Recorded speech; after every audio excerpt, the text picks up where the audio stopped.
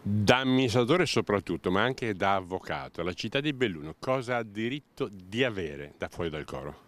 Beh, intanto sicuramente delle scuse e poi noi nella lettera di pronta risposta che abbiamo inoltrato alla redazione di Rete 4 abbiamo parlato in maniera generale di ravvedimento operoso. Nell'ambito di questo concetto ci può stare di tutto, anche la valutazione di una valenza risarcitoria economica, quindi a favore della città di Belluno e della sua immagine gravemente lesa da parte della redazione del canale televisivo citato.